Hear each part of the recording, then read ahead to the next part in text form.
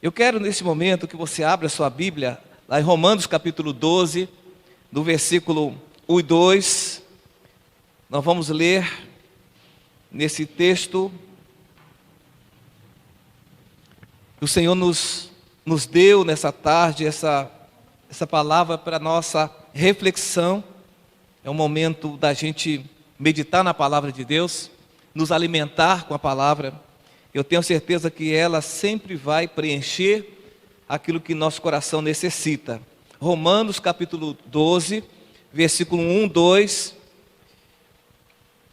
que diz assim: todos acharam? Acharam? Você que está em casa já encontrou? Abra sua Bíblia lá, rapaz. Pega o seu aplicativo e abra seu smartphone, seu aparelho aí, celular. Abra e compartilhe essa palavra com a pessoa que está do seu lado, da sua casa. É muito importante esse momento que nós estamos em casa, a maioria das pessoas em casa, aos poucos estamos voltando às atividades, não é, Sérgio? Mas é importante que a gente compartilhe a palavra de Deus, nos alimentando uns aos outros com a palavra do Senhor. Diz assim a palavra de Deus: portanto, irmãos, rogo-lhes pelas misericórdias de Deus, que se ofereçam em sacrifício vivo, santo e agradável a Deus. Este é o culto racional de vocês. Verso 2: não se amoldem ao padrão deste mundo, mas transformem-se pela renovação da sua mente, para que sejam capazes de experimentar e comprovar a boa, agradável e perfeita vontade de Deus. Que o Senhor aplique essa palavra em nossos corações nessa noite. Oremos uma vez mais. Pai, nós te apresentamos agora a sua igreja, o povo que está em casa, no trabalho, ó Deus, ou mesmo hospitalizado.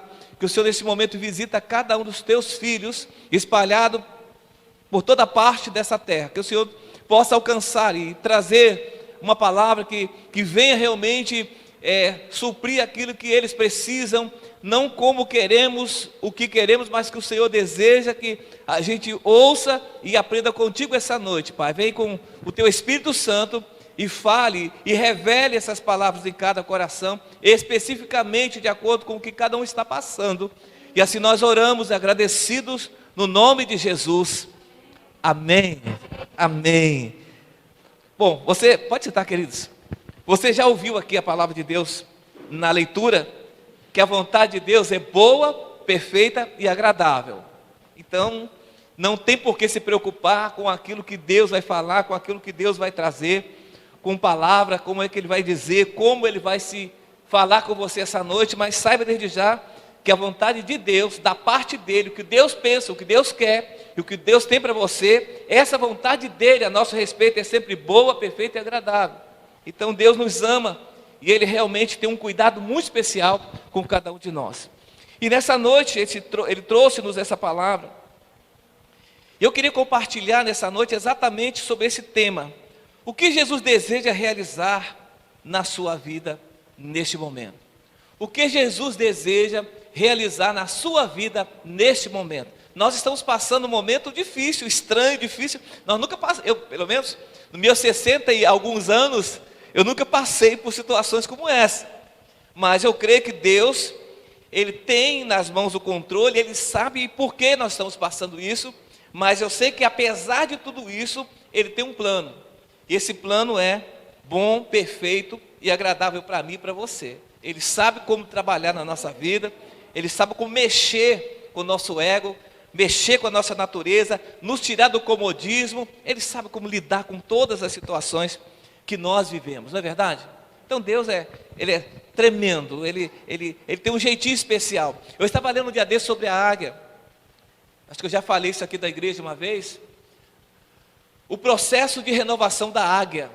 A águia, quando está ficando velha, quando não está enxergando mais, quando o seu voo fica lento, quando ela agarra, não tem mais aquela pegada firme como ela tem, e ela sente que precisa ser renovada. Os bicos já não estão mais afiados, e ela nesse momento ela se isola, ela vai para um lugar bem alto, bem distante, onde predador nenhum chega, ela se esconde lá em cima, e ali ela arranca suas penas, ela arranca suas unhas, ela, sabe, a pele dos olhos ela tira, e de repente ela corta, arranca seu bico fora e ela fica ali em cima vulnerável.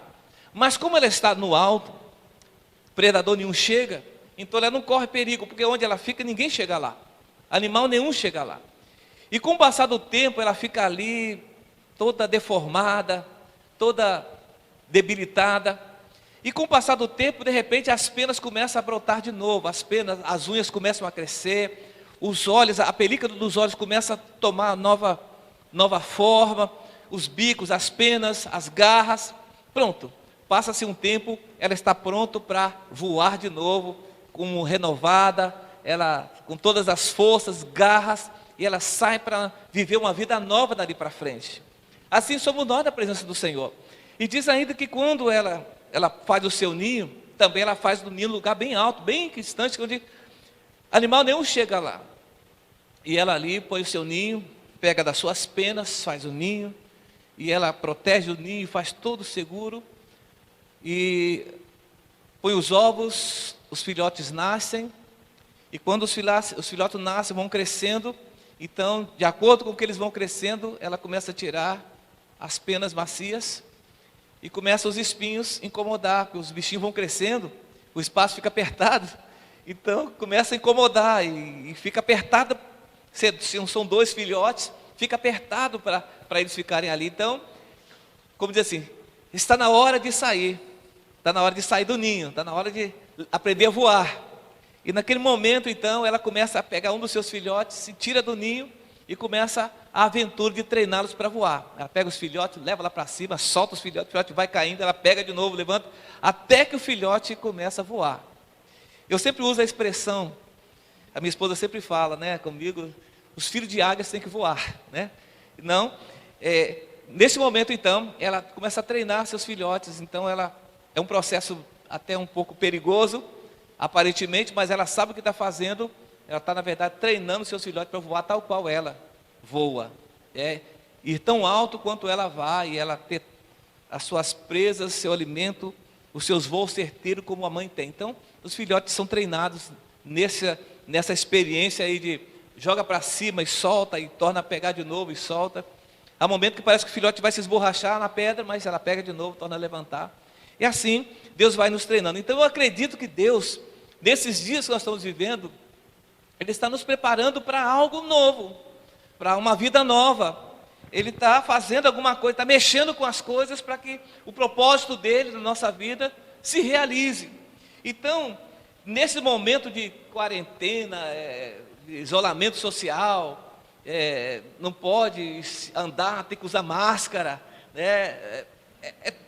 Não pode viajar, são tantas coisas que a gente vai aprendendo novos hábitos, a gente vai aprendendo a reinventar coisas que a gente jamais talvez pensaria saber fazer, a gente começa a descobrir novos talentos, novas oportunidades, enfim, ele usa esse momento para edificar a família. A gente não tinha tempo para a família, a gente não tinha tempo para casa, e aí agora nós temos tempo para ficar em casa com a esposa, com os filhos, agora podemos orar juntos, agora nós podemos ler a palavra juntos, fazer culto doméstico em casa.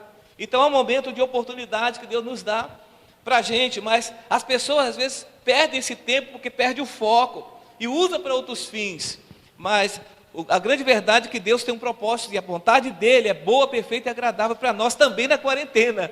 Embora seja constrangedor, incômodo ficar em casa, essa palavra fica em casa, quando você quer ficar, por sua livre e espontânea vontade, é uma coisa, mas quando você se vê obrigado a ficar, é outra realidade. Mas Deus, acima de tudo, está trabalhando na situação.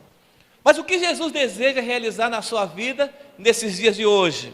Esse dia de quarentena, esse momento aí da febre do coronavírus, o que Jesus deseja realizar na sua vida, nesse momento que você está atravessando?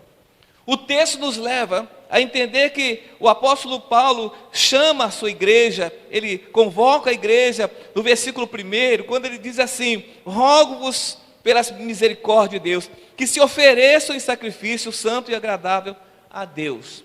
Então, aí nós temos uma ideia do que nós podemos estar aprendendo essa noite, ou recordando essa noite, acerca desse versículo, de acordo com o tema daquilo que o Senhor nos deu para dizer. É que nesse momento, o Senhor nos chama para que possamos nos apresentar a Deus.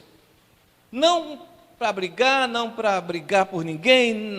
Deus nos chama nesses dias para nós estarmos com Ele. Por quê? Porque Ele quer transformar a nossa vida, transformar a nossa natureza. Ele quer moldar o nosso caráter, Ele quer mudar a nossa maneira de viver, até a nossa maneira de viver como igreja, nossa maneira antiga de viver igreja, de viver família, de viver uma vida espiritual. Ele nos chama e Ele tem um propósito. Essa é a transformação que Ele deseja fazer. E essa transformação, em primeiro lugar, transformar a sua vida, essa transformação é um processo contínuo, ela não para, ela é permanente. Mas é preciso que a gente caminhe, é preciso que a gente avance. É importante que a gente não pare, porque é um processo, e um processo não pode ser interrompido. Essa palavra que nos diz que nós devemos nos apresentar a Deus como sacrifício vivo, é exatamente uma entrega, sabe? Uma entrega total, para confiar nele mesmo e deixar com que ele conduza tudo conforme ele quer. Não é tempo de nós resistirmos mais a essa transformação, pois é necessário, porque nesse processo em que nós passamos de tudo isso, é onde nós vamos conhecendo mais a Deus, onde nós vamos chegando mais perto dEle, onde a gente começa a orar mais a Ele, onde nós começamos mais a ler a Sua palavra, quando nós passamos a buscar mais consagração a Ele, quando nós temos momento de compartilhar nossas experiências uns com os outros, onde muitas pessoas que não tinham não tinha aquele pensamento acerca da importância da igreja, muitas pessoas passaram a sentir falta da igreja. Mas infelizmente muita gente está achando é bom. Muita gente achando bom ficar em casa. Mas não é esse o propósito. O propósito é sermos transformados. O Senhor quer nos transformar. E entender que, apesar da quarentena, do coronavírus e todas essas enfermidades, sabemos que todas as coisas sempre vai cooperar para o nosso bem. Deus sempre vai agir nesse momento em nosso favor. É como disse o apóstolo, como disse João Batista, né? Como disse João Batista, é o momento que Jesus deve crescer e a gente diminuir. Esse é o momento, resumidamente, é o momento da gente deixar o nosso ego, deixar morrer aquela nossa natureza carnal e deixar que Cristo cresça em nossa vida. Cristo cresça em nossa vida pessoal, na nossa vida profissional, na nossa vida familiar, enfim, na nossa casa, no nosso trabalho, nossos relacionamentos. É importante que Cristo cresça. Então esse é o momento de transformação que o Senhor está trabalhando na sua igreja, onde nós somos chamados para estar com o Senhor, para que isso possa acontecer. Essa transformação, Jesus deseja transformar a nossa vida nesses momentos que nós estamos atravessando. Em segundo lugar também, o que Ele deseja realizar na nossa vida hoje, Ele quer, na verdade, nos encher com o Espírito Santo. Porque antes, pouco tempo, a nossa oração era mais resumida, o nosso tempo com Deus era bem menor, mas nesses momentos que nós estamos vivendo, existe uma possibilidade da gente se aproximar mais dEle e se encher mais do Espírito Santo. Por quê? Porque uma pessoa cheia do Espírito Santo, ela vai manifestar os frutos desse Espírito, que é alegria, que é paz, é longanimidade. São vários frutos que estão escritos em Gálatas capítulo 5, 22 e 23. Então, ser cheio do Espírito Santo é o resultado da nossa transformação em Deus, para sermos usados por Ele. Deus nos transforma, nos molda para estarmos com Ele. Então, esse é o propósito de Deus, nos transformar e nos encher com o Espírito, com o seu Espírito Santo, para que nós possamos cumprir com o propósito que Ele tem para a sua igreja, para nós, nesses dias que nós estamos atravessando. O ato de encher-se é contínuo como um copo sem fundo que permanentemente está sendo cheio. Então nós precisamos entender que é um processo. A santificação, buscar o Senhor, se encher do Espírito Santo, é uma maneira, a única maneira, aliás, da gente realizar a vontade de Deus, porque quanto mais cheio do Espírito, menos carnais somos. E a Bíblia diz que o homem natural, ele não entende as coisas de Deus, porque são discernidos em espírito, espiritualmente. Mas quando nós estamos cheios do Espírito Santo, nós temos um discernimento melhor, e passamos a entender o que o Paulo está dizendo aqui, entender qual é essa boa, perfeita e agradável vontade de Deus, quando nós estamos cheios do Espírito. Quando não estamos, nós temos muita dificuldade para compreender, e como muitas pessoas falam assim, mas por que Deus permite coisas acontecerem? Deus permite porque Ele tem um propósito. Deus permite porque Ele quer fazer alguma coisa acontecer na nossa vida. Ele quer que nós cheguemos a Ele, nos aproximemos dEle. É o desejo dEle. E em terceiro lugar, o que Jesus deseja realizar na nossa vida nesses dias, ou na sua vida esses dias, Ele deseja transformar nossa mente, nosso caráter, nossa maneira de ser, nos encher com o Espírito Santo, para que nós possamos realmente discernir a vontade dEle em tudo, e entender o comando, entender a direção, entender a vontade dEle, o que Ele espera de nós, o que fazemos em casa, no trabalho. Mas também Ele quer nos usar nesses dias. Ele quer que cada um de nós sejamos um vaso de bênçãos.